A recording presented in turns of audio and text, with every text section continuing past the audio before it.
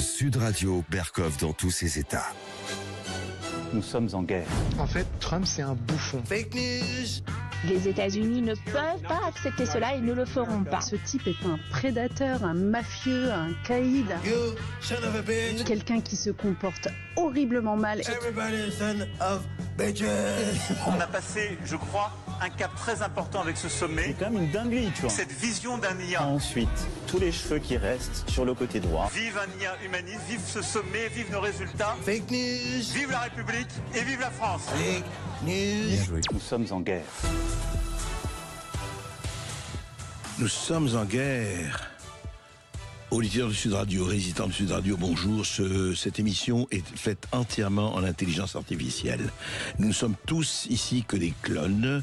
Moi-même, Berkov, je me suis transformé en intelligence artificielle. J'espère que ça atteindra. Maud Koffler, elle est, je ne sais pas où, là, elle est sur la planète Mars avec Musk. Julien Delmas, je vous dis pas, là, c'est pas lui qui parle. Il a une espèce des gants, vous savez, comme ça, en train de manipuler la machine. Et quant à Manu, eh bien, il nous parle directement de Vénus, avec Starlink. Il a absolument rejoint les étoiles. Et les auditeurs du Sud Radio peuvent vraiment, alors, vous nous appelez, toujours au 0826 300 300. Pour le moment, l'IA est en train de travailler sur les nouveaux numéros, mais pour le moment, ça reste le 0826 300 300. Alors, de quoi on va parler? Eh bien, évidemment, d'Emmanuel Macron, qui a reçu absolument l'aéropage le plus total, chef d'État, Premier ministre, tout ça, pour dire, voilà, l'intelligence artificielle existe, je l'ai rencontrée. Mais ça veut dire quoi par rapport à, effectivement, au septennat d'Emmanuel Macron, puisque ça fait 7 ans maintenant. Puis on va parler, oui, du marché du halal. C'est intéressant, le marché du halal, effectivement. Qu'est-ce que ça veut dire? Qu'est-ce que c'est que l'économie du halal en France, qui a pris une très très grande importance? On va en parler avec Alain de Peretti. Et puis on va parler alors des extraordinaires dons d'oiseaux qui sortent depuis exactement 2 semaines sur Trump et Musk. Alors, c'est la ruée. Alors, eux, ils sont en train de pondre des audits à chaque heure. Et puis, les autres répliquent par des insultes de plus en plus fortes. Intéressant. Voilà, on va parler aussi de beaucoup d'autres choses sur le règlement de l'Union européenne sur l'intelligence artificielle. Et en seconde partie, eh bien, justement, on va parler avec Emmanuel de Richhoufs, le général de Richhoufs, qui a été surnommé le général des banlieues.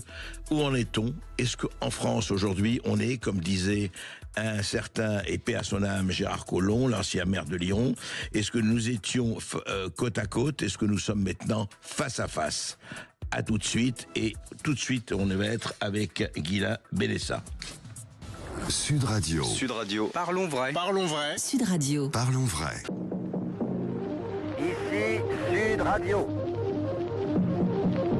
Les Français parlent au français. Je n'aime pas la blanquette de veau. Je n'aime pas la blanquette de veau. Sud Radio, Berkov dans tous ses états. Et oui, et il serait temps de faire un bilan du septennat. Septennat, de quoi vous parlez?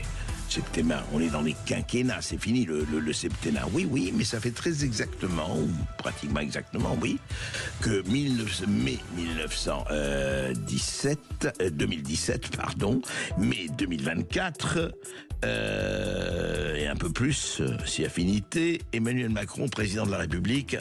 Peut-être on pourrait faire un espèce de petit bilan au lendemain, justement, de la grande manifestation du sommet sur l'intelligence artificielle, et avec tout ce qui se passe un peu partout, de Gaza à l'Ukraine, de Washington à la Hongrie. Qu'est-ce qui se passe et comment nous situons-nous, nous, douce France, cher pays de notre enfance? Sud Radio, Berkov dans tous ses états. Le fait du jour. Et c'était le temps de l'insouciance, c'était le temps effectivement de Gérard Lenormand, si j'étais président de la République.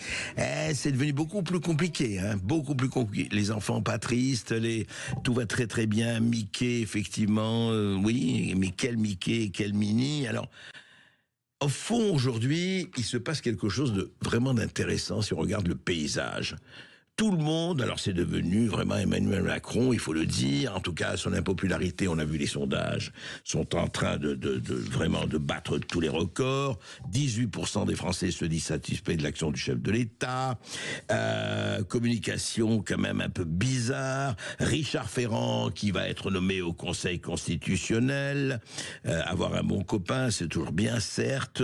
Les derniers lieutenants s'en vont. Crise sociale, crise financière, c'est pas de majorité pour gouverner, on le voit, le 49-3 à la rescousse, le 49-3 à la rescousse.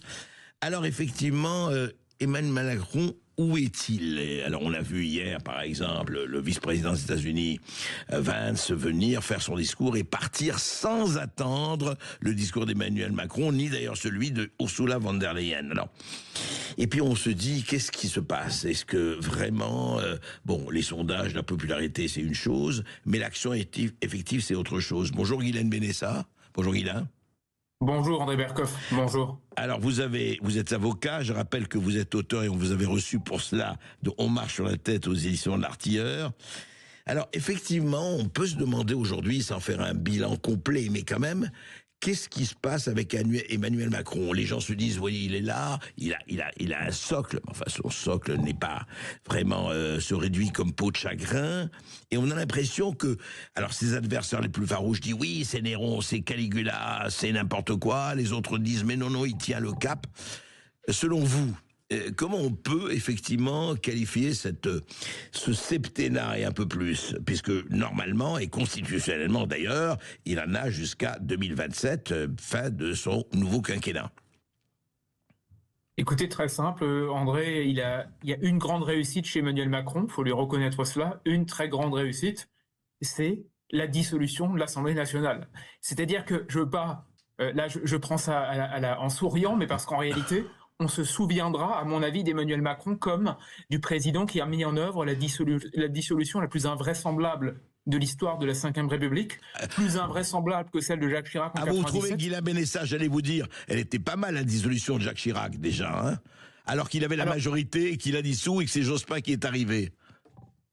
Complètement, mais si vous voulez, la différence à mon avis, c'est que Jacques Chirac, quand il a dissous, il s'est trompé. C'est-à-dire que on a compris ce qu'il tentait de faire, la décision était ubuesque, mais avec l'aide de Dominique de Villepin, il a voulu marquer les esprits, trancher, parce qu'il y avait eu des manifs à l'époque dans la rue, trancher en prononçant la dissolution. Emmanuel Macron, c'est un geste qui restera un geste mystérieux, de bébés, d'enfants plutôt, d'enfants acariâtres et quelque part égocentriques, qui en avaient ras-le-bol du ras-le-bol des Français et qui a décidé de dissoudre, on ne saura jamais. Et j'allais vous dire, la vraie réussite, c'est que pour moi, je pourrais enseigner dans 10 ans encore cette dissolution à mes étudiants en me demandant quelle idée avait-il derrière la tête. Par contre, pour tout le reste, et on pourrait détricoter mesure par mesure, à mon avis, le problème d'Emmanuel Macron fondamental, c'est qu'au début, on se gargarisait, en tout cas certains se gargarisaient de son génie du « en même temps ». Vous savez, il est indéchiffrable, opaque, intelligent, mystérieux, énigmatique, philosophe. Aujourd'hui, on se rend bien compte que le « en même temps » sur tous les sujets, politique étrangère, politique intérieure, en réalité, c'est la course au désastre, puisqu'il n'a jamais rien tranché, qu'il a toujours juste gagné du temps et que les 8 ans ressemblent à un immobilisme, alors même qu'il rêvait et qu'il annonçait une France enfin en marche. C'est quelque part assez terrible. Mais alors justement, essayons un peu d'inventorier tout ça et de détailler, pas le tout, il nous faudrait des heures, mais quand même. Par exemple, Guylaine Benessa, ce qui est intéressant, par exemple, la position sur le nucléaire. Hein, rappelez-vous, le premier quinquennat, il fallait démanteler tout ça. Hein, et puis Fessenheim, hein, qui a été arrêté effectivement en 2018-2019, alors que ça allait bien. Alors, Fessenheim, j'inventorie rapidement et on va en parler. Bon, la dette publique, hein, on l'a, d'ailleurs, certains journaux qui ne sont pas vraiment ni d'extrême gauche avaient dit l'homme des 1000 milliards de dettes, c'est-à-dire depuis 2017 jusqu'à 2024, on a accumulé 1000 milliards d'euros de dette publique. Voilà, donc, et puis tout ça est quand même assez étonnant, et on pourrait citer énormément de... Et puis vraiment, il faut rappeler, enfin, sur l'intelligence artificielle, sa vidéo extraordinaire où il jouait avec, effectivement, il se transformait en femme, en homme et tout ça, bon. Et puis, je voudrais arriver à là, aujourd'hui, Guilain Bénessin, parce que c'est très intéressant. Hier encore, dans son discours au sommet de l'intelligence artificielle, voilà ce qu'il a dit pour clôturer le sommet. Écoutez. On a passé, je crois, un cap très important avec ce sommet. C'est 109 milliards d'euros d'investissement pour la France, ces annonces pour l'Europe, mais surtout cette vision d'un IA. On croit dans l'innovation, on veut plus d'innovation en France et en Europe, on veut accélérer, mais on veut par cette innovation aussi porter le modèle de société dans lequel on croit. Un modèle pluriel, ouvert, généreux, libre, équitable, qui prenne en compte la question du climat et la question du genre. Voilà ce en quoi on croit. La question du climat et la question du genre. Voilà.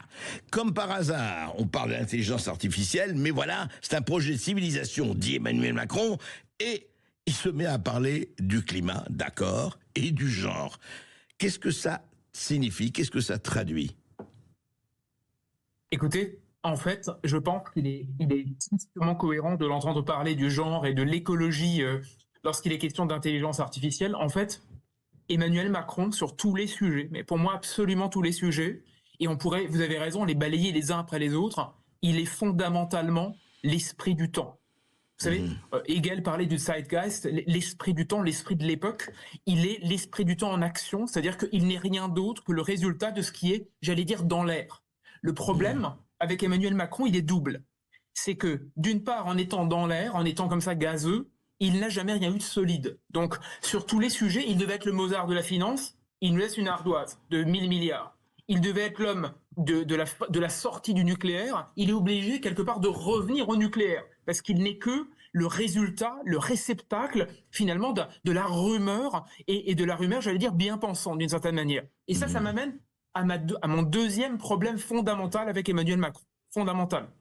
C'est que vu qu'il est que l'esprit du temps, lorsque l'esprit du temps change, il n'a pas la plasticité pour le comprendre réellement. Je m'explique.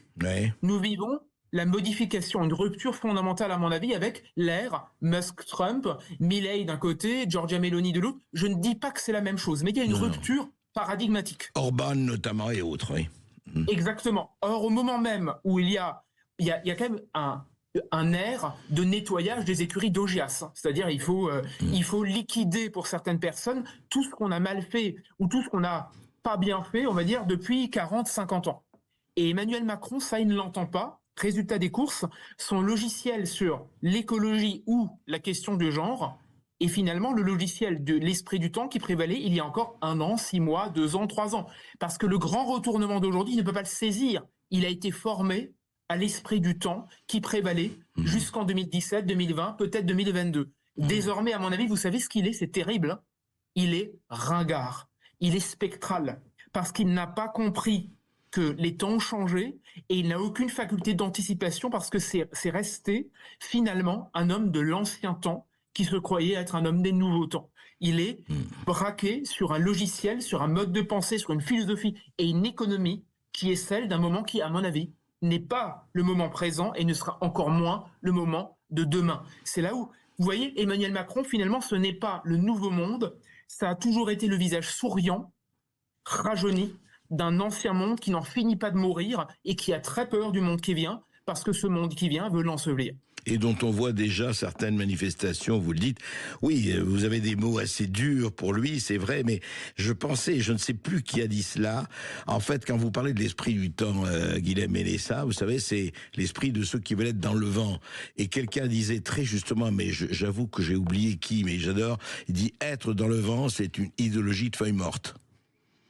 Ah mais exactement. Vous savez, c'est comme la vieille formule, la mode, c'est ce qui se démode. Donc oui, le fait est que vous n'êtes dans le temps qu'un petit temps, si je puis dire, ou qu'un moment. Merci pour ce moment, pour paraphraser Valérie Trierweiler.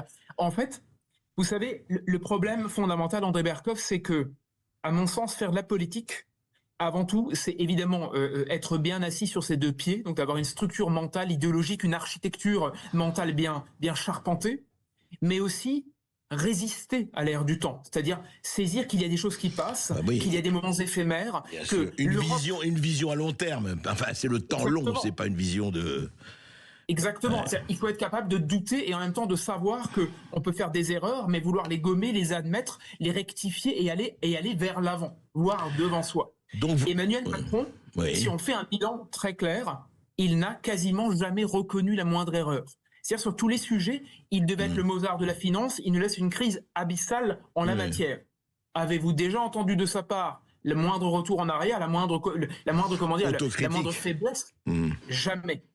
Sur tout le reste, sur tous les sujets institutionnels, politiques, économiques, etc., il est sûr d'avoir raison. Et d'ailleurs, regardez la vidéo qu'il a faite cette semaine à l'occasion du sommet sur l'IA, cette petite vidéo soi-disant humoristique où il se met en scène lui-même, témoigne de l'exact même égocentrisme que celui dont il faisait preuve avec McFly et Carlito à l'Élysée à l'époque. Tout à fait, et le même égocentrisme que lorsqu'il faisait des petites vidéos ou des photos, que ce soit à Saint-Martin, qui ont été, vous rappelez, très diffusées, ou alors lors de la fête de la musique, à son arrivée à l'Élysée.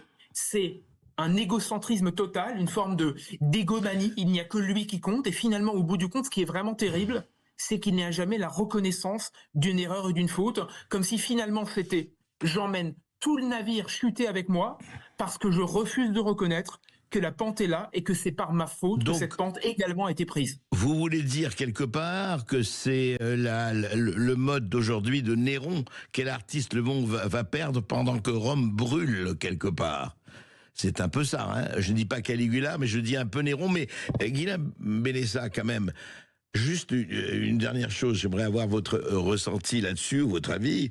Il est là jusqu'en 2027, parce qu'on a beau dire, Macron, destitution, tout ça, ce sont des vœux pieux, et puis après tout, ça c'est l'opposition. Qu'est-ce qui se passe pendant 2 ans et demi? À votre avis, ça va continuer comme ça, et voilà, et puis en attendant la suite, ou autre chose? Pour vous, vous ressentez quoi? C'est très simple. Je pense qu'Emmanuel Macron, par-delà les fautes ou les erreurs qu'il a pu commettre, on en commet tous. Ce que je vois venir, c'est qu'il emmène le bateau France couler avec lui. C'est-à-dire que sa dissolution manquée, ses bricolages de majorité, son gain de temps en mettant Michel Barnier puis François Bayrou, et aujourd'hui le fait qu'il nomme ou qu'il souhaite nommer Richard Ferrand au Conseil constitutionnel, fait qu'à force de jouer avec les institutions, il est en train littéralement de les détruire, une par une, tranquillement, tant et si bien que les Français désormais souhaitent, paraît-il, une 6e République. Ça veut dire qu'en fait, il est en train d'embarquer avec lui, d'entraîner dans sa chute les instances françaises, la 5e République créée par le général de Gaulle.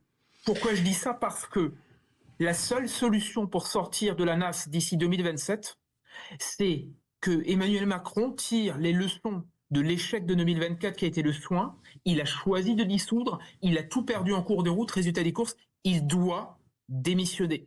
Et si vous me permettez, André Berkoff, je relisais récemment le CT de Gaulle d'Alain Perfit. De Gaulle, à l'automne 61, à la phrase suivante qui est terrible.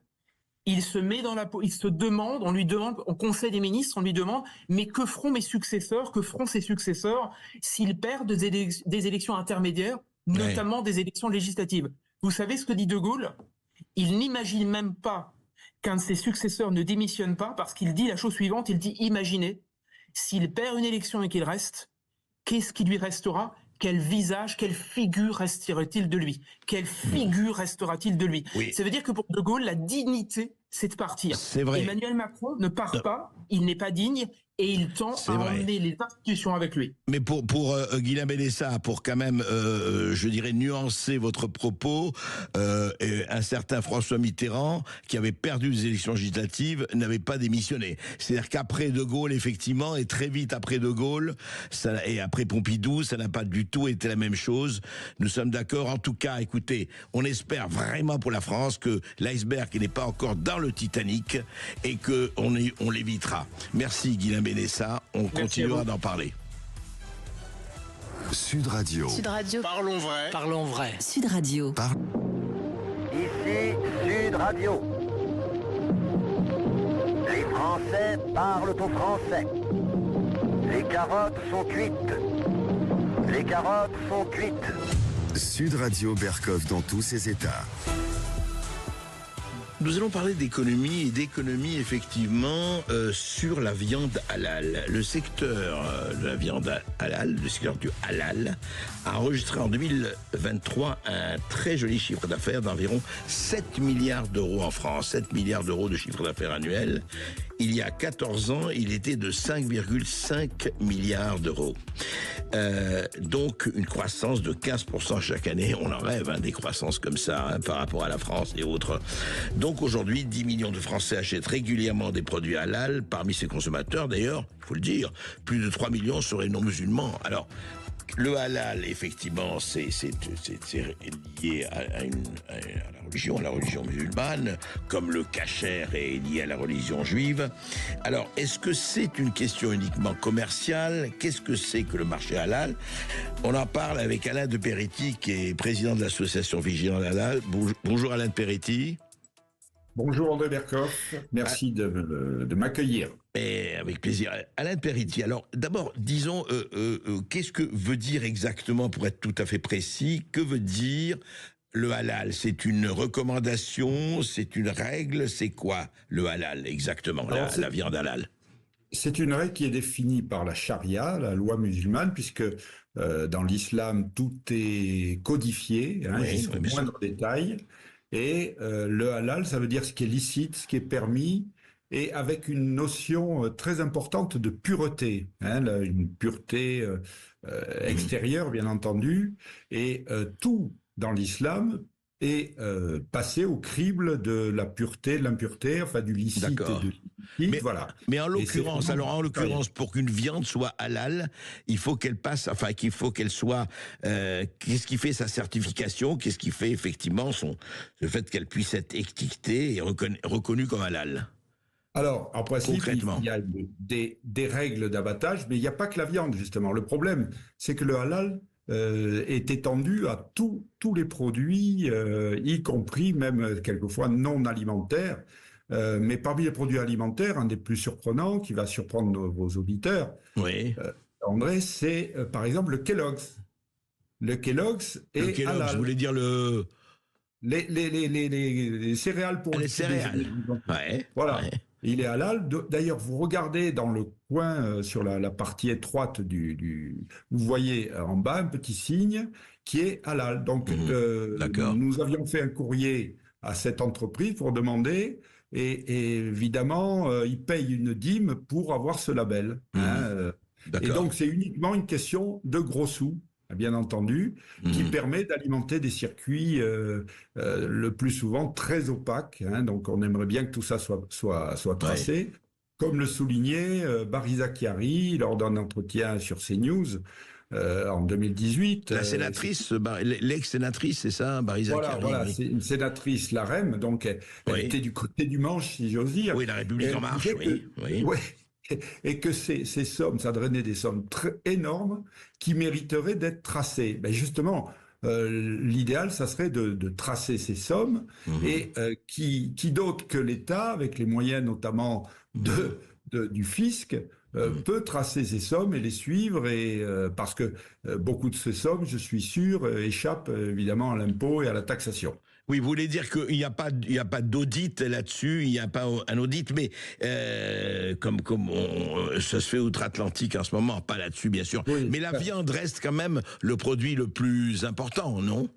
Mais non, justement, la viande, c'est un petit peu tout le monde pense à la viande quand on parle du halal, mais en fait, le halal, c'est vraiment une notion extrêmement extensive. D'accord. Oui, c'est le halal opposé au haram. Le haram étant la honte, et le halal étant la pureté, oui.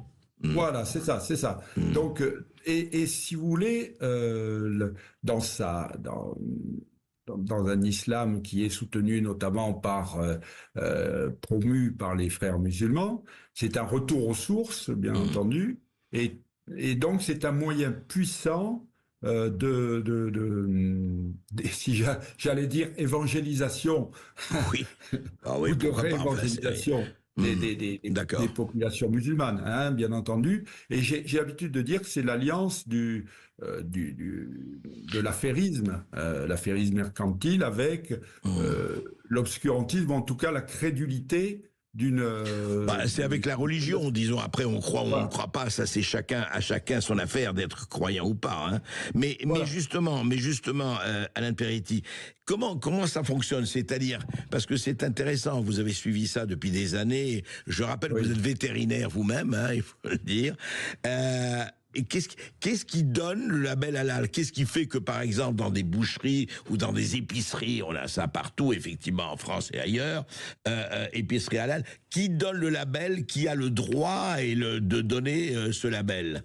Alors, en principe, dans les principes, parce que c'est très flou, dans le principe, vous avez 3 mosquées certificatrices qui sont Évry, Paris et Lyon, qui donnent donc à ceux qui officient d'abattoir, aux seigneurs, hein, comme on dit, SAI. SAI, j'ai une S, oui, bien sûr. Aux seigneurs, donc le label, et qui après appose le tampon. Mais pour vous dire que c'est vraiment extrêmement flou et l'objet de beaucoup d'interprétation. Je connais un abattoir qui n'abat pas halal, je ne le citerai pas, mais vous avez un imam qui va tamponner de manière à pouvoir vendre aux populations musulmanes du secteur de la viande qui est halal. De même que, par exemple, la Nouvelle-Zélande, qui est spécialisée, tout le monde le sait, dans l'élevage ovin, qui en inonde donc le monde entier, depuis 6 ou 7 ans, a interdit l'abattage rituel, qu'il soit kasher ou halal. D'accord. Et il continue à vendre sa viande de mouton, y compris dans les pays les plus rigoristes sur le plan de l'islam. Alors qu'on sait qu'ils ont interdit l'abattage rituel. Et ils mettent quand même l'étiquette halal, quoi. C'est ça. Hein. Voilà, c'est pour dire que c'est un vaste enfumage, et on profite de la crédulité, si vous voulez, de certaines populations qui veulent être vraiment dans la pureté, rituelle. Et c'est en ça que réside d'ailleurs un effort de pédagogie qui devrait être fait vis-à-vis de ces populations, leur disant nous sommes au XXIe siècle, la salubrité de ce qu'on mange, pour rester uniquement dans le domaine de l'alimentation, ne doit pas être fixée par des normes qui sont impossibles à vraiment mettre dans parce que ce que vous dites, Alain Peretti, c'est-à-dire qu'en fait, il y a ce côté business, et ce côté business peut introduire des escroqueries d'étiquettes, c'est-à-dire des zones de non-contrôle, comme on dit. Bien sûr. Il y a une absence de contrôle, et de toute façon, rien n'est possible. Je peux témoigner, j'ai participé à des travaux préparatoires de l'AFNOR, l'Agence française de normalisation, où on voulait introduire des règles certaines, factuelles, logiques, rationnelles pour le halal, et ça a été impossible. Ça a été impossible. Bon, ça a été un échec total, parce que, encore une fois, c'est extrêmement flou, et c'est un moyen de maintenir, alors ça rentre dans la stratégie des frères musulmans que décrit Florence Bergeau-Blaclair, très bien, elle a fait, mais ils utilisent simplement ce principe pour arriver à faire le maximum d'argent, de business. Je comprends. Donc voilà, et donc le dernier événement qui a fait quand même bruisser les gazettes, c'est la mosquée de Paris qui a le monopole de l'exportation des produits alimentaires avec label halal vers l'Algérie. C'est la mosquée de Paris qui a l'exclusivité de l'étiquette halal pour tout ce qui est exporté en Algérie, c'est ça? Et de tous les produits européens. D'ailleurs, ça mériterait peut-être une mise au point de la Commission européenne, puisque là, il n'y a plus aucune concurrence. Hein, c'est un monopole total. Hein. Alors justement, de ce point de vue-là, on dit que justement ce système monopolistique de certification halal, une taxe obligatoire appliquée à l'ensemble des produits de l'Union européenne exportés vers l'Algérie, et ça a rapporté plusieurs millions d'euros en 2024. Effectivement, il y a effectivement c'est une non-concurrence, comme on dit, et ça fait quand même problème, quoi. Et ce n'est pas du tout contrôlé, tout cela, il n'y a pas de... Et c'est basé sur des critères qui sont extrêmement flous et approximatifs. Hein. C'est simplement le bon vouloir d'un certificateur qui va prendre sa dîme au passage. Vous voyez, c'est ça qu'il faut quand même que les gens comprennent, que le halal, c'est comme je le disais en introduction, c'est l'association du mercantilisme et de la crédulité, des populations pour les maintenir dans des règles qui sont, à mon avis, hein, donc c'est un avis personnel, qui sont totalement dépassées, puisque maintenant on fait plus attention à la qualité sanitaire, aux résidus de pesticides, etc., donc dans notre société, que au fait que ce soit halal ou pas. Hein, d'ailleurs. Voilà. Et ce qui est intéressant, c'est-à-dire que malheureusement, et vous savez, toutes les religions, et ça n'excuse ni quoi que ce soit, mais ont pratiqué effectivement le business associé à la crédulité. Malheureusement, c'est une histoire qui date de vieille très comme longtemps. le monde. Hein, vieille comme le monde. Voilà, et avant telle ou telle religion monothéiste et autres. Mais Alain Peretti, au fond, le vrai problème, c'est qu'on devrait, effectivement, vous avez parlé de ça pour l'AFNOR, ce qu'il faut dire, c'est que de toute façon, un croyant veut manger halal, c'est très bien, et c'est sa liberté, sa légitimité, mais il reste ce que vous dites pour moi le plus important, après chacun fait ce qu'il a envie de faire, mais les normes sanitaires, les normes je dirais, voilà, de vraies normes aujourd'hui, tout est contrôlé, on voit ce qui se passe avec certaines eaux minérales, on le voit dans tous les domaines, vous avez vu, d'ailleurs, on veut maintenant nous donner à manger des larves, hein, je veux dire, de la poudre de larves. C'est-à-dire, en fait, ce que vous dites, c'est il faut contrôler quand même. C'est ça. Il faut contrôler. Moi, je pense qu'il faudrait surtout mettre en lumière l'inanité, me semble-t-il, de cette labellisation, de cette appellation qui finalement recouvre toutes les... et donc, moi, je dis à mes amis musulmans, je leur dis, les gars, il faudrait passer quand même, il faudrait faire un aggiornamento, et mettre un petit peu au parfum de la modernité. De ce qui se passe. En tout cas, à suivre. Merci pour vos éclaircissements, Alain Peretti. Je rappelle que vous êtes président de l'association Vigilance Halal et que vous êtes vétérinaire, donc vous connaissez la musique. Merci beaucoup, cher André, et puis à bientôt pour d'autres interventions. Je suis à votre service. Au revoir. Sud Radio, André Berkoff. Sud Radio, votre attention est notre plus belle récompense. Moi, je regarde les matchs, je fais le coupe le son de la télé et je mets Sud Radio. Les meilleurs commentateurs, c'est Sud Radio, il n'y a rien à dire. Sud Radio, la radio du rugby. Ici Sud Radio. Les Français parlent au français. Je n'aime pas la blanquette de veau. Je n'aime pas la blanquette de veau. Sud Radio Berkoff dans tous ses états. Et oui, les noms d'oiseaux, il n'y a pas que les oiseaux qui volent. Il y a les noms d'oiseaux qui volent en ce moment sur 2 personnes. C'est Pelé, c'est Galeux, d'où apparemment nous vient tout le mal. Répétons, Donald Trump et Elon Musk. C'est pas possible, ça va pas du tout. Vraiment, tout ce qu'ils font depuis 2 ou 3 semaines, apparemment, que ce soit en Amérique ou en Europe, on l'a vu encore hier, eh bien, ça réagit assez mal dans les milieux. Favorisés ou autorisés, écoutez. Sud Radio Berkoff dans tous ses états. Les perles du jour. Et c'est la chanson éponyme de Jacques Dutronc. C'est l'hymne à l'amour, et c'est pas Edith Piaf, hein, c'est l'hymne à l'amour moelleux, c'est Dutronc. Alors pourquoi? Eh bien écoutez, voilà, en ce moment, effectivement, il y a des réactions très très fortes, très diverses et variées. Par exemple, sur LCI, un journaliste, Gallagher Fenwick, eh bien voici ce qu'il dit sur le président des États-Unis. Fréquence totalement gratuite. Moi, j'en sais rien où est-ce qu'il est, son avion, là.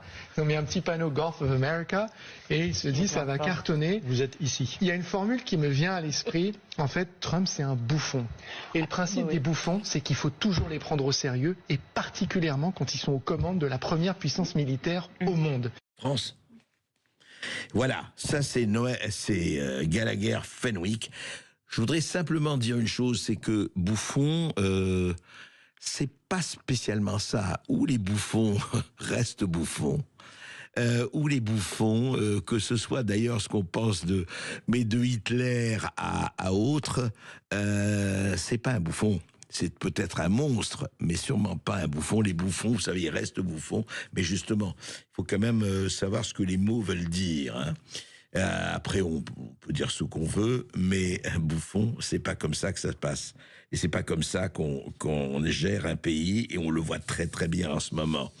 Mais bon, et alors après aussi, il n'y a pas que Gallagher Fenwick, il y a Najat Vallaud-Belkacem. Alors elle aussi, elle a réagi effectivement, et là, elle aussi, elle n'y va pas de main morte. Écoutez. Qu'un effort de conciliation avec ce qu'est Donald Trump aujourd'hui. Je trouve que c'est catastrophique. Ce type est un prédateur, un mafieux, un caïd, dangereux, quelqu'un qui se comporte horriblement mal, et en fait on l'excuse pas. Je dis pas que vous êtes en train de l'excuser, attendez. Je dis simplement que on est presque un peu trop gentil avec lui. Presque un peu trop gentil avec lui, Najat Vallaud-Belkacem. Oui, alors écoutez, elle a, non seulement elle a le droit, mais elle a la légitimité pour dire ce qu'elle veut, de qui elle veut. Problème, c'est que Najat Vallaud-Belkacem est directrice de l'ONG One, qui est basée aux États-Unis, qui lutte contre la pauvreté et les maladies en Afrique, et c'est très bien.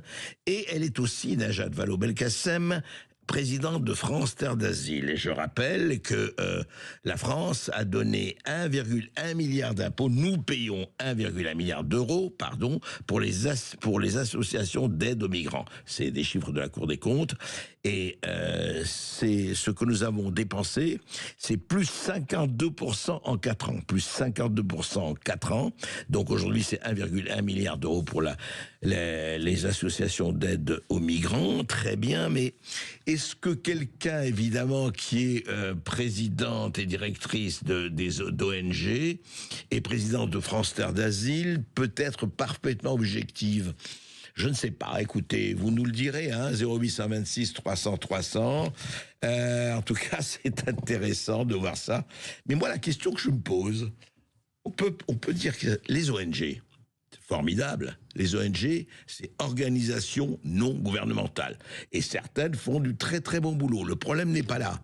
Mais est-ce qu'elles ne devraient pas vivre de dons si elles sont non gouvernementales? Pourquoi ce sont les gouvernements qui la subventionnent? Qui les subventionnent? Vraiment, si vous êtes ONG, hein, ça veut bien dire ce que ça veut dire. Eh bien, écoutez, que vous viviez des dons, c'est très bien. Que vous viviez de l'aide, c'est très bien. Mais que vous viviez du gouvernement, c'est un peu problématique, non? Ah non, peut-être pas. Écoutez, on verra. Sud Radio Berkov dans tous ses états. Les faits. Voilà, c'est un film que j'ai vu, moi, qui s'appelle Silenced, ça veut dire rendu silencieux, fait par le Britannique Tommy Robinson, vous savez, qui se bat un peu, qui s'est battu d'ailleurs de façon très forte contre, on en avait parlé ici même sur Sud Radio et dans l'émission, vous le savez, sur les grooming gangs. Je parle de ces gangs de Pakistanais qui depuis 20 ans, et ça continue, mettent en esclavage sexuel, prostituent, tabassent, violent, blessent des dizaines de milliers de jeunes Anglaises de souche, ça s'appelle de souche, je sais pas comment on peut dire autrement, dans 7 à 8 villes de cette merveilleuse Grande-Bretagne, de cet Albion, effectivement, quelque chose de terrible qui a été entièrement couvert, qui a été entièrement masqué par la presse de l'époque et surtout les services sociaux, la police, les politiques en disant oui, mais attendez, on peut pas dire ça parce que on est raciste. Si on dit qu'il y a des gangs de Pakistanais, etc., qui font ça, c'est raciste. Donc un certain Tommy Robinson et d'autres, effectivement, ont fait des films là-dessus. Et le maire de Castelnau-le-Lez, près de Montpellier, a pris lundi un arrêté municipal interdisant la diffusion prévue mardi du film Silenced. Et pourquoi? Parce que ce film est jugé raciste et risquant de créer des troubles à l'ordre public. Voilà. Donc, le texte de la résolution municipale, je vous le résume. Le film pourra être disponible sur Internet, contient des propos complotistes selon lesquels le gouvernement, les médias et la justice protègent des fondamentalistes musulmans. Non, non, non. C'est pas les fondamentalistes musulmans. C'est des gangs de Pakistanais et d'Indiens dont beaucoup ne sont pas fondamentalistes, mais simplement de purs et simples gangsters. Et relaissent de fausses informations, mentent au peuple, etc., etc. Ça veut dire qu'un film qui n'est pas dans la doxa de dire que si vous êtes racisé, vous êtes exempt de tout problème, eh bien c'est interdit. En France, le maire de Castelnau-le-Lez. Alors, écoutez, s'il a envie de répondre, il est absolument le bienvenu sur Sud Radio et dans l'émission. Mais je rappelle que Tommy Robinson purge une peine de 18 mois en prison parce qu'il a diffusé ce documentaire malgré une interdiction prononcée par la justice il y a 3 ans. Voilà. Et il est incarcéré dans une prison de haute sécurité et je vous dis pas dans quelles conditions. Mais au dehors de ça, qu'est-ce que c'est que la liberté? La liberté ne se divise pas. La liberté, elle s'entretient. Je le dis tout le temps. Elle ne s'use que si l'on ne s'en sert pas. Donc en France, maintenant on censure, on peut très bien projeter un film, et si ce film est considéré comme dégueulasse, eh ben on le dit, on en parle, mais on laisse voir. C'est ça la liberté, c'est extraordinaire le vent de censure qui aujourd'hui souffle sur nos pays. Et c'est quelque chose de pas possible. Sud Radio. Sud Radio. Parlons vrai. Parlons vrai. Sud Radio. Sud Radio Berkov dans tous ses états. Le face-à-face. Un certain Gérard Collomb, paix à son âme, qui était maire de Lyon et qui a été ministre, disait « Nous avons vécu longtemps côte à côte. Est-ce que nous n'allons pas vivre face à face ?» Dans cette France. Et voilà un général qui écrit « France sécessionniste, que faire ?» aux éditions Nouveau Caractère. Emmanuel Richouf, bonjour. Vous avez, on peut dire, 36 ans d'active, c'est ça, plus de 36 ans d'active. Et vous avez arrêté le service d'active, effectivement, en 1994, il y a une trentaine d'années. De 2096, oui, 96. Voilà, 96, voilà. Non, c'est pas 96, vous me vieillissez, 2006. Ah, 2006, et ensuite je suis allé en entreprise pendant 10 ans quasiment. C'est ça, voilà. Vous le racontez en entreprise, et puis vous avez fait tout ce travail qui vous a donné le surnom de général des banlieues. C'est exact, oui. Et on va en parler parce que c'est très intéressant. Vous racontez dans un dialogue, dans ce livre, un dialogue avec Kevin, quelqu'un justement des banlieues, qui a été animateur, vous avez fait un dialogue très passionnant, je veux dire. Vraiment, c'est un livre qui est très intéressant parce qu'on voit à la fois, effectivement, le côté actif, le côté où on se bat, et puis le côté, effectivement, Sisyphe. C'est-à-dire qu'il faut remonter le crochet, quelquefois il redescend, mais il ne faut pas s'arrêter. Et justement, vous dites, comme disait un certain Philippe Labro, mais pas du tout sur le même domaine, tomber 8 fois, se relever 9, ou tomber 7 fois, se relever 8. Et c'est très intéressant parce que vous racontez justement dans ce livre votre itinéraire. Vous avez déjà d'ailleurs écrit des livres là-dessus, hein, on vous avez reçu pour ça. Et je rappelle aussi que vous avez vous avez participé à la fameuse lettre des généraux. Tout à fait. Où vous disiez, on est dans un... On est dans le pétrin, il s'agirait peut-être de s'agiter un peu. Voilà, exactement. Et puis, comme disait quelqu'un, ce n'est pas parce qu'il fait sombre qu'il faut manquer de tenue. Et justement, vous avez essayé. Alors, je voudrais qu'on parle de cela. Aujourd'hui, nous sommes en 2025. Ça fait donc quand même pratiquement, après ces 10 entreprises, après votre carrière dans l'active, et puis vous vous êtes occupé justement de cette France en déshérence. Alors, toutes les manières, et votre interlocuteur qui vient de dire oui, France en déshérence, mais il ne faut pas remplacer la France en déshérence par la France en assistance. Je veux dire que les deux, effectivement, Karim Dessila, les deux pièges, le double piège, c'est d'un côté, on laisse tomber une partie de la population, mais d'un autre côté, on assiste au sens littéral du terme cette population avec des subventions, mais est-ce qu'elles vont où elles doivent aller? Alors justement, aujourd'hui, on est en 2025, Général de Richouf. Si vous faites un bilan, vous dites quoi ? Le bilan personnel, si vous voulez, sur ce que j'ai accompli avec d'autres dans ces quartiers maintenant depuis 20 ans est un bilan positif, puisque nous avons réussi les uns et les autres à amener des jeunes qui étaient éloignés de la vie professionnelle comme de la citoyenneté, on les a amenés dans le giron de la France. Donc on a ramené, j'allais dire, on a ramené des Françaises et des Français dans le collectif. Et dans le collectif national. National, oui, bien sûr. D'autre part, c'est grande déception parce que personne n'a suivi. C'est-à-dire que en 20 ans, j'ai rencontré quand même des ministères, des ministres, voilà, des associations, etc. Et en fait, comme vous disiez tout à l'heure, les gens n'y croient pas, quoi. Ils ne veulent pas faire. Alors ils veulent pas faire. On peut se poser la question pour la raison pour laquelle ils ne veulent pas faire. Alors pourquoi ils ne veulent pas faire ? Écoutez, parce qu'en 20 ans, vous avez eu le temps de voir, dirais, les forces d'inertie agissantes. Les forces d'inertie agissantes. Eh bien, d'abord, c'est que la politique de la ville est une politique, et la politique de la ville au sens large est ratée. C'est-à-dire que la politique est ratée. Pourquoi ça a raté ? Parce que la politique de la ville, ça se trouve, c'est une politique qui est partagée dans d'innombrables mains.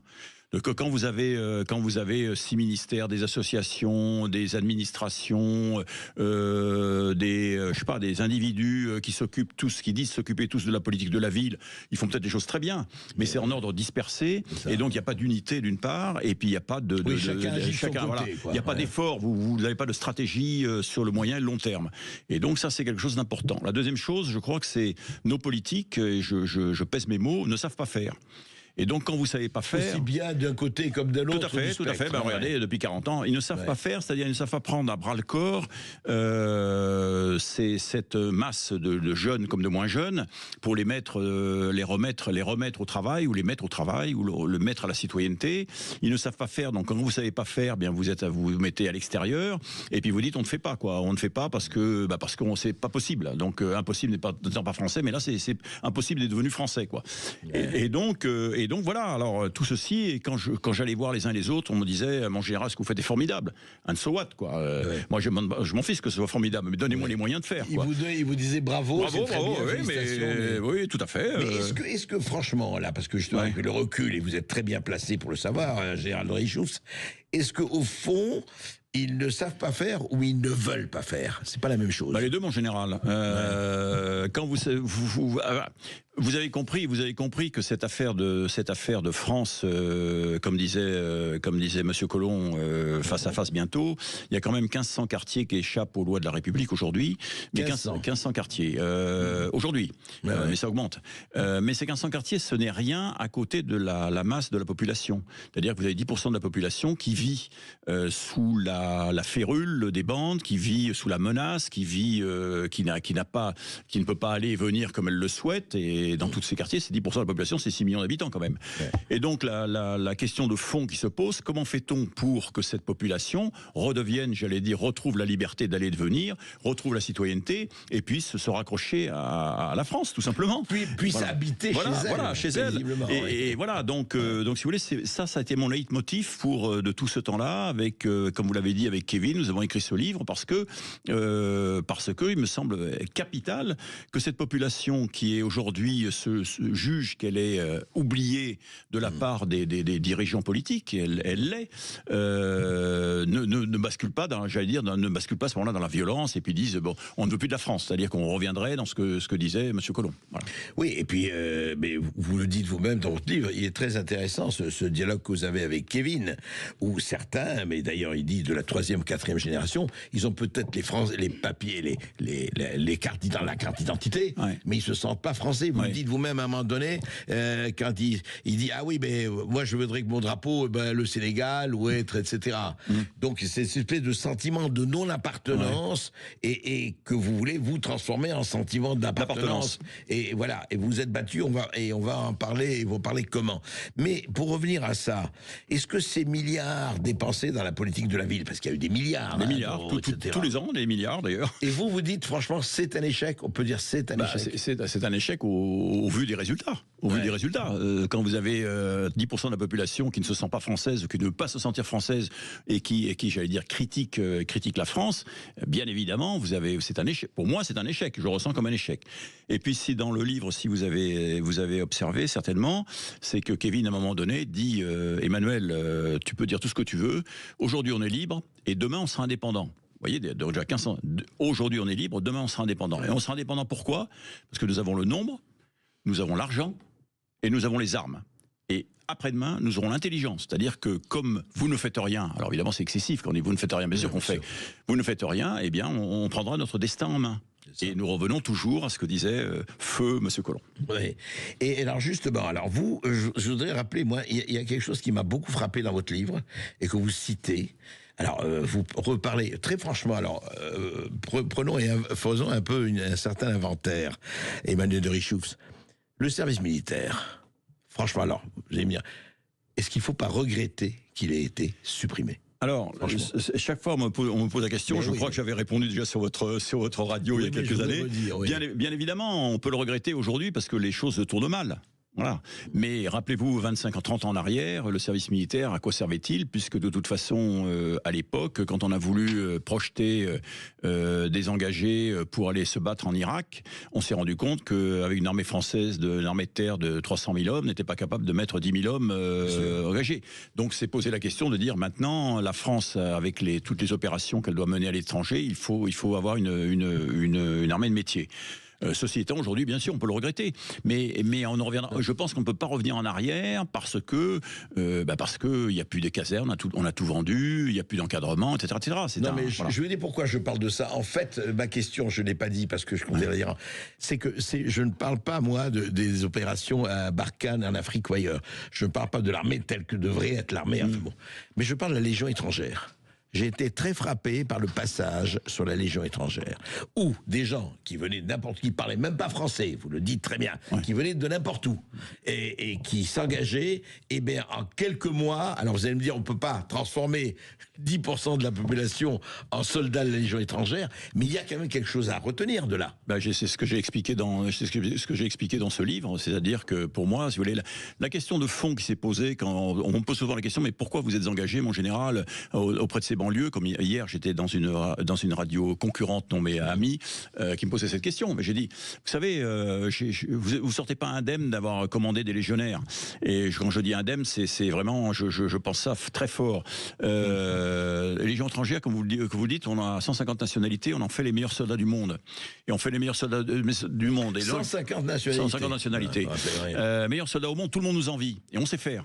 La France sait faire. Et à côté de ça, on a dans nos banlieues, dans nos quartiers à l'époque, je reprends 20 ans en arrière, on avait 10 à 15 nationalités. Et comment ne sont pas fichus d'en faire les meilleurs citoyens au monde ? Et donc, si vous voulez, c'est cette démarche intellectuelle d'une part, et puis le souci de que ces jeunes puissent acquérir, j'allais dire, la citoyenneté et surtout l'emploi, c'est-à-dire le travail, qui a fait que je me suis engagé sur cette position. Non, et tout à fait. Mais en fait, quelque part, en général, je ne veux pas être critique, mais est-ce que vous n'avez pas essayé de vider l'océan avec une cuillère à soupe ? Mais oui, mais vider l'océan avec une cuillère à soupe, toujours, mais si vous voulez, si je ne l'avais pas fait, je regretterais tous les jours. Donc j'essaie de faire passer des messages. Donc ce livre avec vous aujourd'hui, c'est un message que j'essaie de faire passer à mes concitoyens en disant rien n'est perdu. Rien n'est perdu. Maintenant, écoutez-moi, je sais ce qu'il faut faire, mais mesdames, messieurs les élus, arrêtez de toujours dire il n'y a qu'à Faucon, bougez-vous. Alors justement, on va voir comment se bouger à tous les niveaux, effectivement, au niveau du citoyen, au niveau des pouvoirs, au niveau des autorités et le reste. On en parle tout de suite après cette petite pause. À tout de suite avec Emmanuel de Richoups. Sud Radio. Parlons vrai.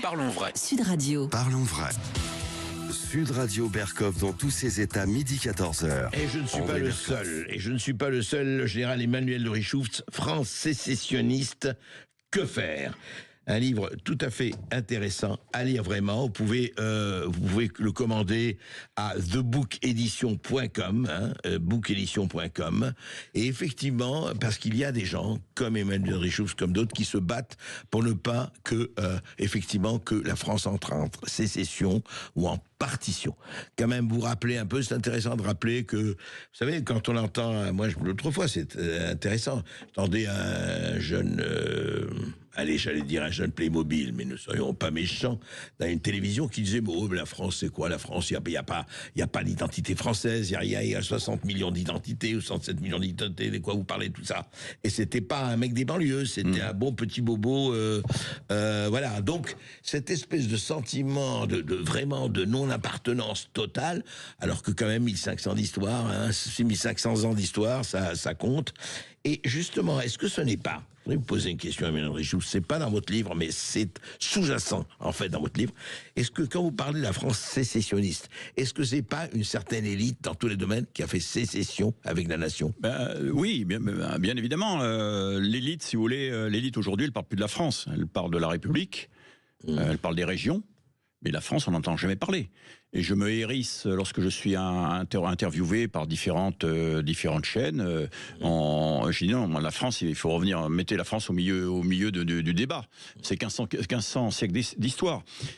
Si vous voulez, je vais vous dire une petite anecdote que je dis souvent lorsque dans le cursus que nous avions fait, qui s'appelle Permis Sport Emploi, dans lequel de 6 mois, pour lesquels les jeunes étaient engagés dans ce cursus qui devait les amener à l'emploi, il y avait une semaine où on les emmenait les militaires s'en occupaient, c'est-à-dire qu'il ne s'agissait pas de faire de préparation militaire, il s'agissait simplement de leur donner le souci du groupe, l'effort, etc., etc. Et donc j'allais les voir tout le temps, le dernier jour, quoi. C'est une semaine, j'allais les voir le dernier soir. Mais qu'est-ce qu'ils faisaient pendant une semaine? Ils faisaient des tas de choses. Concrètement, quand ils étaient avec la marine sur l'Orient, ils faisaient du canoë-kayak, du Zodiac, ils faisaient des marches de nuit, des marches de jour, du parcours du combattant, etc. Quoi, pour essayer. Avec des réservistes que j'avais, qui étaient d'accord. Tout ça, c'était rémunéré. Hein. Et donc, je disais ça parce que on était à Salon de Provence. Et là, on fait, comme on faisait d'habitude, au matin avant de partir, une petite prise d'armes. Et là, on monte les couleurs sont montées, bleu, blanc, rouge, montées par des jeunes de Lille. Ils étaient 65. Et là, ils chantent la Marseillaise. Et le général qui m'accompagnait dit, mon général, on ne leur a pas appris. Je dis, écoutez, on peut que se féliciter. Des jeunes qui ne connaissaient pas la Marseillaise il y a une semaine chantent la Marseillaise après une semaine, bravo. Et puis il y en a un qui s'approche à prendre un petit pot, il y en a un qui s'approche de moi et qui me dit, voyez mon général, c'est la première fois que je me sens citoyen. Et donc, à partir de là, on peut dire, je me suis dit, je suis optimiste, parce qu'il a suffi d'un petit déclic. Il y en a d'autres qui avaient été sur les plages du débarquement, etc. Vous voyez, un petit déclic, et tout d'un coup, cette jeunesse qui est laissée pour compte, par sa faute ou par notre faute, peu importe, qui est laissée pour compte, qui se sent laissée pour compte, eh bien retrouve, j'allais dire, le sentiment d'être français. En tout cas, dans ce que vous avez fait plusieurs démarches, il faut savoir, des pratiques que vous racontez dans votre livre d'ailleurs. Au fond, il y a une possibilité, c'est ça, mais il faut leur apprendre le passé. Voilà, c'est ce que je dis, le passé, c'est deux choses. C'est d'abord que ça repose sur l'éducation nationale, donc il faut apprendre à lire, écrire, compter, se comporter, ça me semble évident, on a perdu de vue.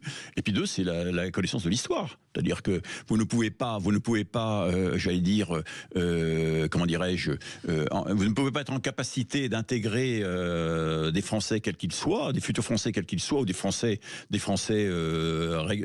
récemment français. Vous ne pouvez pas les intégrer s'ils n'ont pas la connaissance de l'histoire de France. C'est pas l'histoire de la République, c'est l'histoire de France. Oui, bien sûr. Elle ne commence pas en 1789, 90, quoi. Et il y a tout le temps. Alors justement, de ce point de vue-là, Général Richoux, je voudrais qu'on revienne justement dans ce dialogue avec Kevin. Au fond, ce que vous avez, vous quittez l'armée, vous êtes réserviste, vous travaillez à l'entreprise, mais c'est dans l'entreprise que vous avez eu l'idée de dire tiens, on va s'occuper. Non, c'était avant, c'était juste avant, là en 2003-2004, parce que j'avais dans ma main de chez le gouverneur militaire de Paris des réservistes qui recherchaient de la main d'œuvre. J'avais dans ma main des formateurs de banlieue qui se disaient moi j'ai des jeunes dans les cages d'escalier travailler, mais j'arrive pas. Une fois que j'ai fait du sport, qu'est-ce que je fais? Truc. Et donc, si vous voulez, c'est cette réflexion à trois, eux deux et moi, qui ont permis de créer ce cursus, ce permis sport-emploi, qui perdure aujourd'hui, puisque j'étais engagé l'an dernier sur Nîmes pour me mener une telle opération. Cursus est là. Alors, le cursus sport-emploi, c'est ça? Permis sport-emploi. Permis sport-emploi. Ça consiste exactement en quoi pour les jeunes qui nous écoutent et les jeunes qui vous écoutent, les jeunes qui écoutent aujourd'hui, je veux pas les décevoir, mais le cursus faute de carburant, c'est-à-dire de financement, et pour l'instant entre parenthèses. Donc le cursus c'était simple, hein, c'était. Oui, pour le moment il ne fonctionne pas. Non, il y en a 2000, il y a quand même ça fonctionnait quand même pour 2000 quoi, pour plus de 2000. Voilà. Donc c'était, si vous voulez, en 6 mois, on faisait fort en 6 mois pour des volontaires, c'est-à-dire des gens. Alors c'était des jeunes filles et garçons qui souhaitaient véritablement s'intégrer à la société quoi. Oui.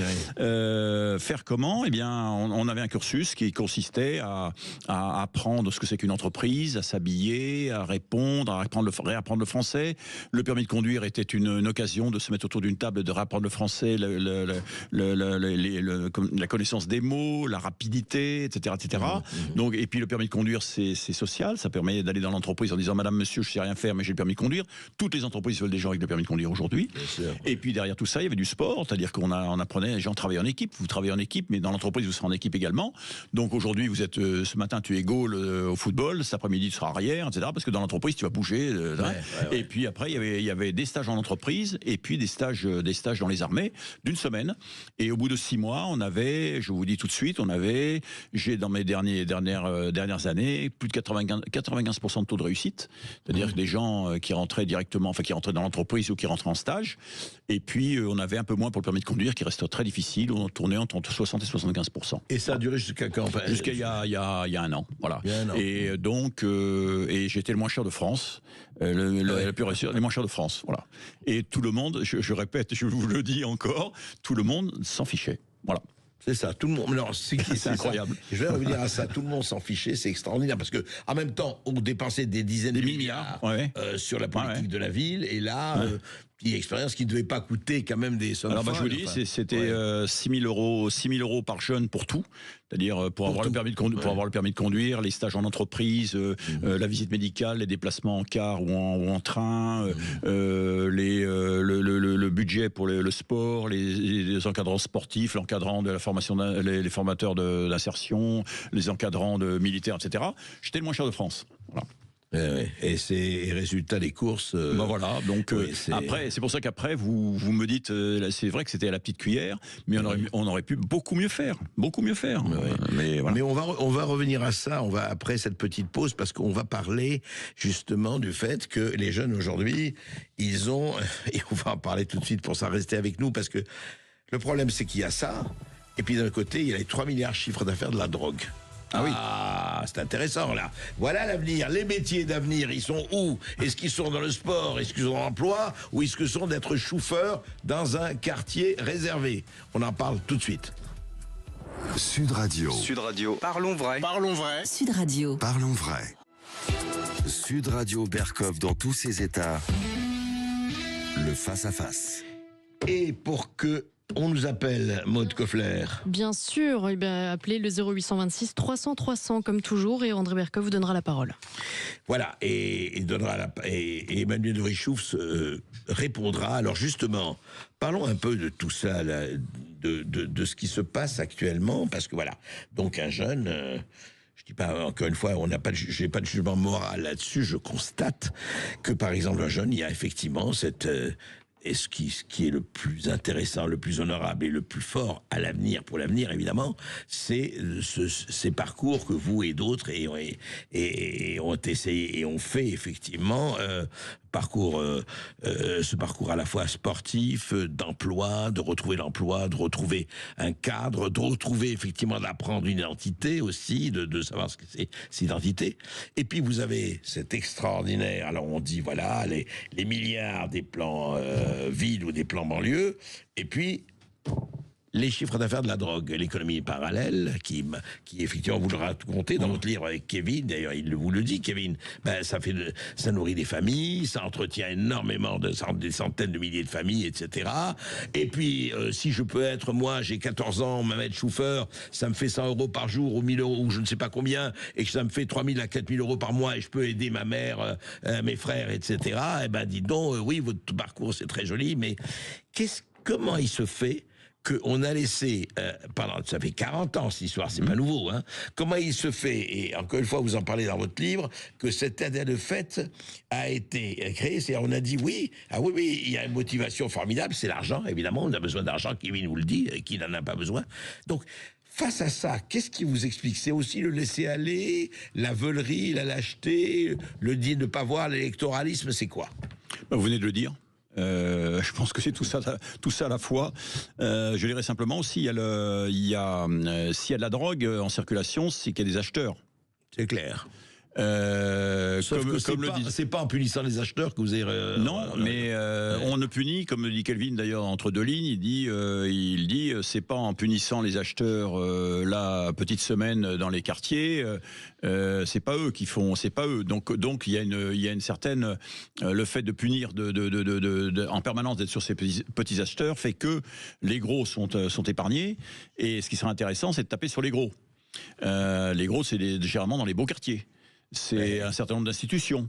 Voilà, et lui dit, tu vois, Emmanuel, ça veut dire dans pas mal de réseaux divers et variés, bien placés, politiques, etc. On le voit, qui ont les moyens, et on le sait jamais. Enfin, ça ne débouche jamais, quoi. On n'a jamais de nom, on ne sait pas ce qui se passe, etc. Et que Kevin disait très justement, a dit souvent très justement, écoute, il y a une profonde injustice. C'est-à-dire que nous ressentons de l'injustice. C'est-à-dire que nos petits dealers, ils sont dealers, c'est normal qu'ils soient punis, mais on punit pas les autres. Donc à un moment donné, il ne faut pas s'étonner qu'il y ait une espèce de révolte sourde qui soit dans les quartiers. Alors pourquoi vous l'avez dit, évidemment, tout ça c'est beaucoup d'argent, et cet argent sert, il faut j'allais dire, il faut que ces dealers s'installent dans les quartiers pour être acceptés par les familles qui sont néanmoins, j'allais dire, menacées, pour soit acceptées. Eh bien, on donne de l'argent, et la raison et tout ça fait que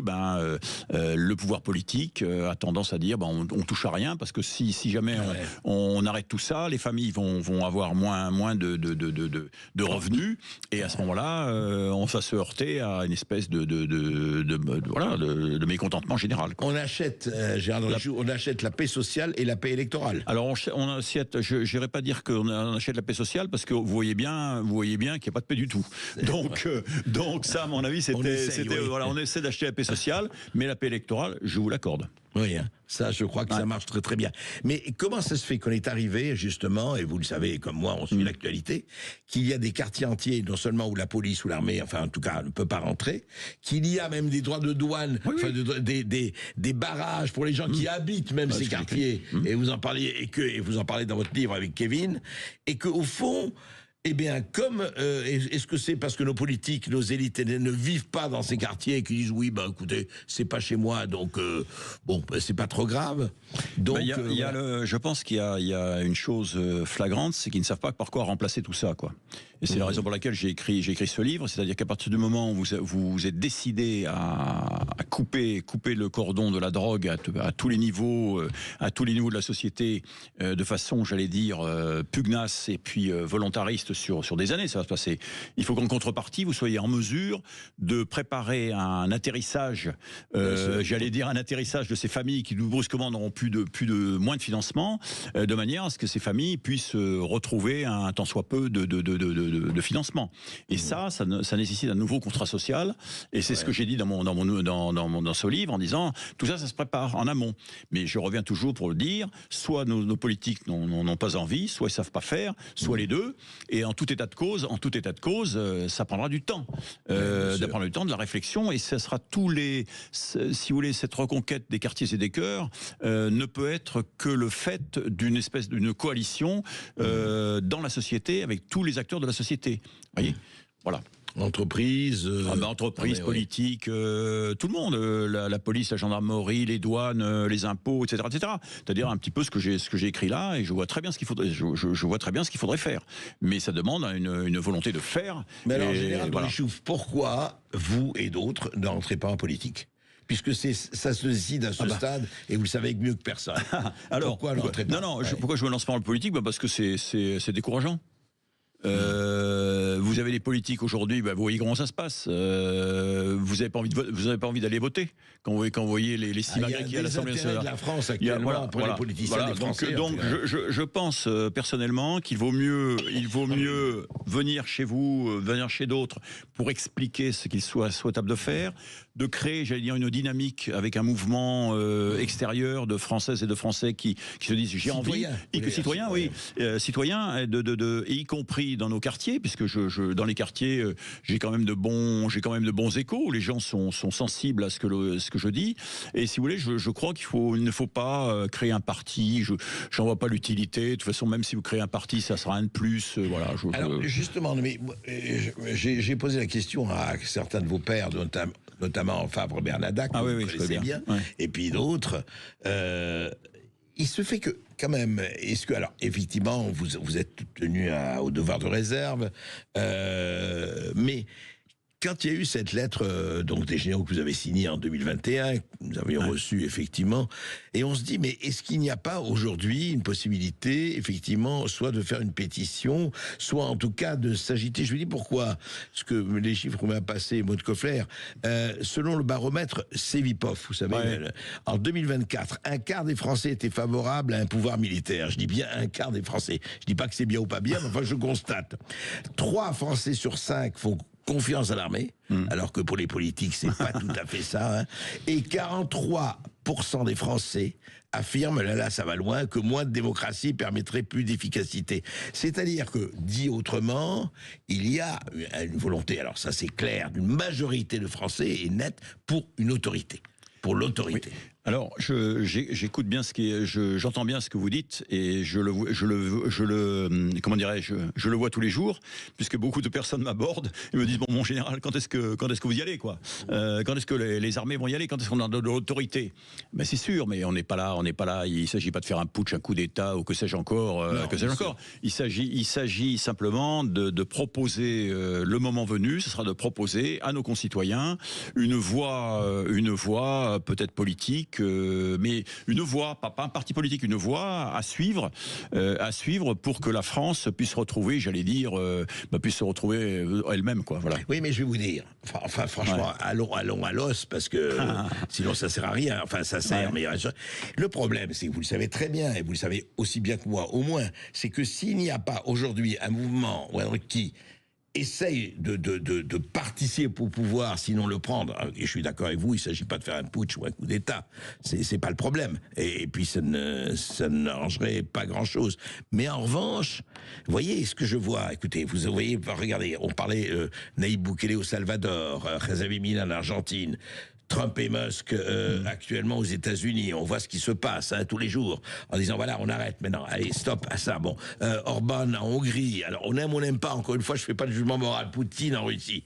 Ce que je vais dire, c'est que s'il n'y a pas une volonté de dire, écoutez, nous allons peser d'une manière ou d'une autre sur le peser sur le pouvoir, vous laissez la place à ceux qui manifestent, à ceux qui cassent parce qu'il y a eu un refus d'obtempérer, à ceux qui nous coûtent des milliards d'euros, et on dit oui, alors attention, il faut faire attention, surtout pas de désordre, pas de problème, pas de vague. Nous sommes dans le pas de vaguisme général.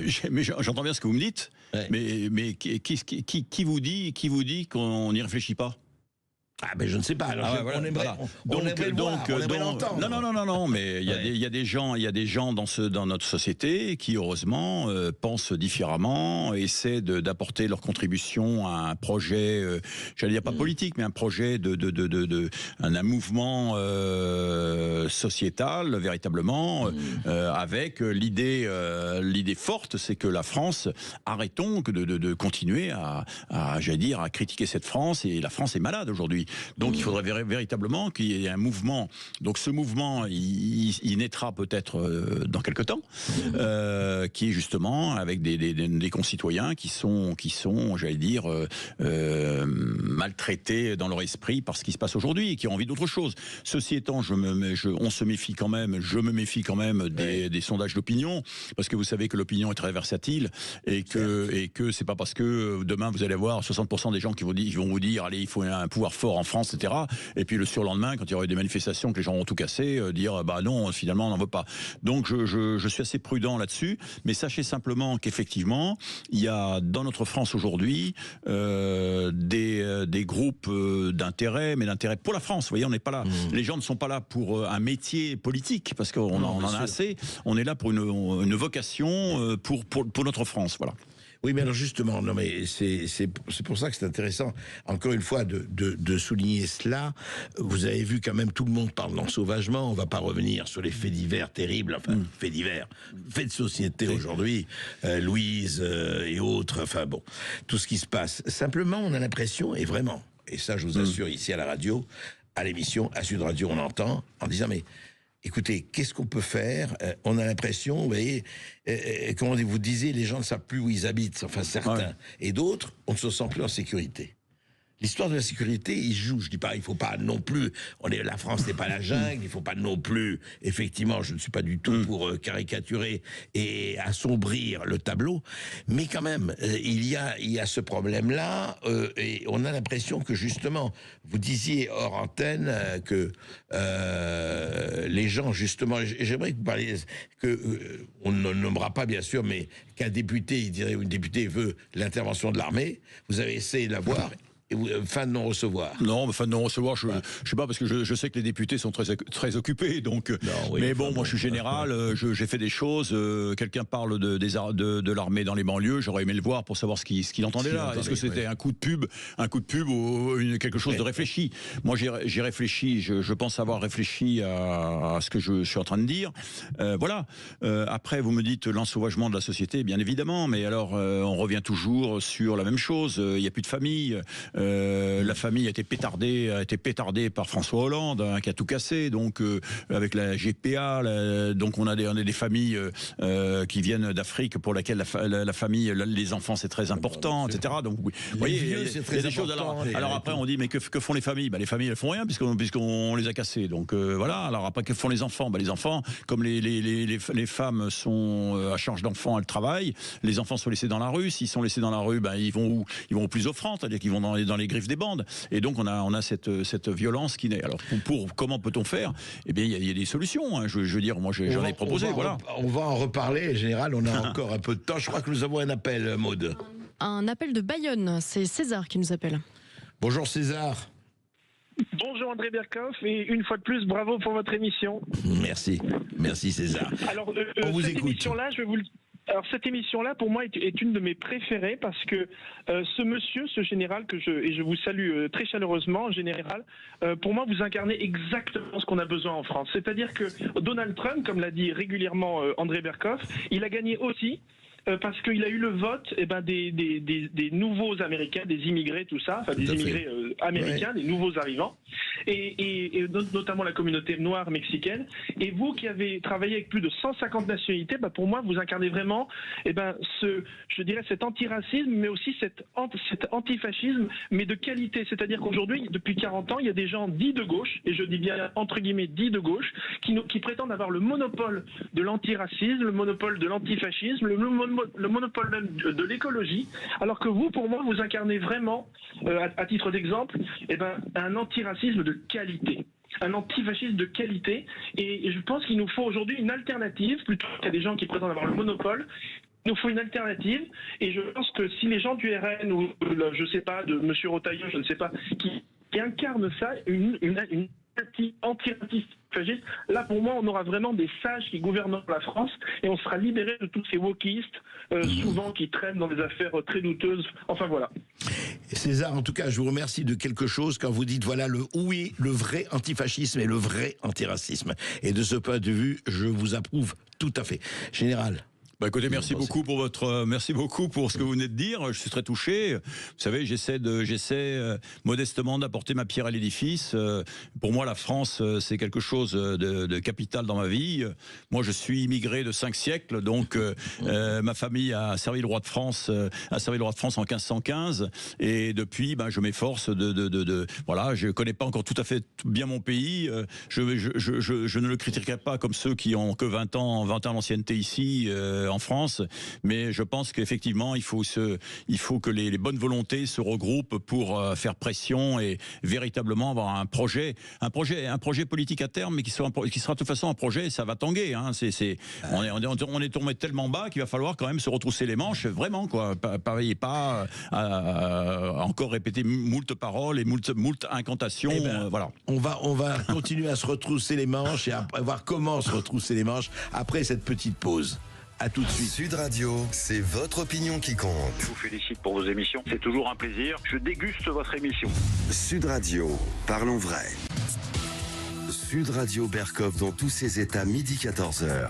André Berkov. Emmanuel de Richouft, France sécessionniste, que faire? Vous pouvez l'acquérir à Book Edition, thebookedition.com. C'est un livre qui montre simplement une leçon de volonté et une leçon, je dirais, non seulement de courage, mais une leçon de civisme, il faut le dire, de la part d'un militaire, c'est bien. Je voudrais que vous évoquiez, on arrive en fin d'émission, Emmanuel de Richouft, quels sont, dans ces 20 ans d'activité que vous avez eu avec les banlieues, les jeunes, etc., on a parlé de personnel politique, laissons de côté, quels sont les souvenirs, ou enfin les moments les plus forts pour vous qui ont montré que, allez, l'espoir est possible, c'est possible. Est-ce que vous avez... Il y a le jeune dont je vous parlais tout à l'heure, qui m'a quand même rendu très optimiste pour la suite, en disant rien n'est perdu, quoi. Donc il faut... du jeune qui est venu vers moi en disant voilà, donc ça c'était quand même quelque chose de fort. Hein. Ouais. Ce sont tous les jeunes que j'ai eu l'an dernier sur Nîmes, et vous savez, l'an dernier il y a eu les Jeux Olympiques ici, donc je pouvais pas compter sur les armées pour faire une semaine. Ouais. Et donc je me suis adressé à un camarade qui dont est gérant d'un 3 mâts qui s'appelle le France, ou la France, et donc mes jeunes sont partis pendant 5 jours sur ce 3 mâts dans l'Atlantique. Donc là il y a une forte cohésion, ils en sont revenus émerveillés, vous voyez, voilà. Donc tout ça me fait dire que avec pas grand chose, une volonté forte des gens on n'a pas besoin d'innombrables, on n'a pas besoin de 1000, vous voyez, il faut des gens qui est vraiment la volonté, qui est la passion, qui est la passion de la France. Il y en a beaucoup. Il y en a beaucoup, mais encore faut-il avoir la main libre pour pouvoir les recruter de l'argent, etc. Et ça, pour l'instant, je n'ai rien eu. Donc, et je me souviens du président de la région Île-de-France de l'époque, était Monsieur Huchon, avec qui je travaillais, qui m'avait beaucoup encouragé à l'époque. Jean-Paul Huchon, il m'a dit, mon général, moi, si vous faites en Île-de-France, j'avais 150 jeunes que je formais chaque année. Il me dit, mon général, si vous pouvez en faire 5000, moi je suis content, quoi. Mais je dis, monsieur le président, c'est 5000, je saurais faire. Hein. J'ai commandé une brigade de 5000 hommes, on sait faire. Le tout, c'est que derrière, il faut que ça suive. C'est-à-dire qu'il faut avoir les entreprises d'insertion, le sport, etc.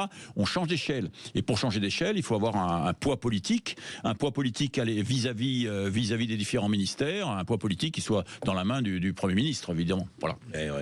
Et au fond, c'est ça, c'est toujours les politiques... Les politiques n'ont pas suivi. Non, ils n'ont pas suivi parce qu'on est dans un schéma de temps de paix, schéma du temps de paix. Enfin, de temps de paix. La France est en guerre aujourd'hui. Je veux dire qu'on est en guerre partout. Donc, on est en guerre, j'allais dire, contre le chômage, on est en guerre pour l'immigration, on est en guerre contre la violence, on est en guerre. Donc, il faut arrêter d'avoir des 30 ministères. On ne sait pas qui est dans ces ministères et ce qu'ils font pour avoir quelque chose de resserré et véritablement avoir un état-major, enfin, un gouvernement contraint, on peut dire l'état-major, mais qui fasse quoi, voilà. Après les gens, il faut les convaincre et ils feront. Hein. Bon, mais voilà. Donc pour l'instant, on laisse faire comme il y a 50 ans, on laisse faire et tout s'écroule et on est content visiblement que tout s'écroule. Donc vous voulez dire quand même pas 50 ans. Est-ce qu'on est à 84 ans, ligne Maginot, c'est ça hein on est tourné, on a la ligne Maginot est contournée. Et contournée, oui. Et ce ne sont pas les Panzer Division, mais autre chose, effectivement. Non, mais ce qui est votre constat est à la fois, c'est vrai, c'est-à-dire que ce qui est bien, c'est qu'il n'est pas nécessaire de désespérer pour entreprendre, etc. Ce qu'on sait, et vous en êtes un exemple parfait, votre livre aussi. Ce qu'on peut se dire, au fond, c'est que, est-ce qu'aujourd'hui, est-ce qu'il faut un sursaut pour parler comme un certain général pour ne pas le nommer, mais on le sait très bien quand on parle de sursaut et d'espérance. Est-ce que vraiment on est à ce stade, effectivement, parce que vous dites la France est en guerre, oui, d'ailleurs nous sommes en guerre, Emmanuel Macron parlait ça pour le Covid, pour le virus, mais nous sommes vraiment en guerre, quelque part. Tout à fait, bien sûr. Ouais. Alors, est-ce qu'il faut un sursaut ? Moi, je pense que le sursaut viendra. Parce que je suis.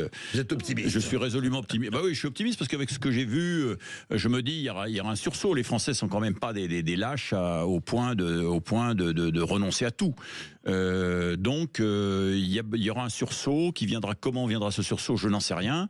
Ce dont je suis sûr, c'est que dans notre France chérie, parce que je pense que vous pensez comme moi, il y a des hommes et des femmes d'une volonté extraordinaire qui veulent que ça change, qui veulent que ça change dans le bon sens. Vous voyez qu'il ne s'agit pas de tout mettre par terre, etc. Il s'agit de faire en sorte que les Françaises et les Français soient mieux dans leur peau et véritablement aient un avenir commun. Voilà, on a une route à faire ensemble. Et cette route à faire ensemble, effectivement, nous on essaye avec nos invités, surtout avec nos invités, de tracer, sans se prendre trop au sérieux, mais sans aussi parce que si on ne fait pas les choses, comme vous dites, à un moment donné, c'est tragique qui triomphe et c'est pas la peine d'en arriver à. Oui, comme vous avez raison. Quand vous faites les choses, on essaie de les faire bien. Vous me dites, on ramasse à la petite cuillère, etc. Bien sûr, mais si je ne les fais pas, je regretterai toute ma vie. Vous voyez, donc je me dis bon, j'ai beaucoup reçu de la société, j'ai beaucoup appris, j'ai beaucoup fait. Mais maintenant, c'est à moi de restituer ce que j'ai appris à d'autres et faire en sorte que ça aille mieux. Voilà. Oui, et ça s'appelle de la conscience professionnelle, chose du monde qui n'est pas la mieux partagée. Merci Emmanuel Richouf. Je rappelle votre livre France sécessionniste, que faire ? D'ailleurs, vous avez emprunté ça à Lénine, mais c'est pas un mauvais mot d'ordre. Donc le dialogue avec, j'appelle, on vous a appelé, on continue à vous appeler le général des banlieues, et c'est encore une fois en vente à thebookedition.com. Voilà, et effectivement, bon courage. Merci beaucoup. Sud Radio. Sud Radio. Parlons vrai. Parlons vrai. Sud Radio.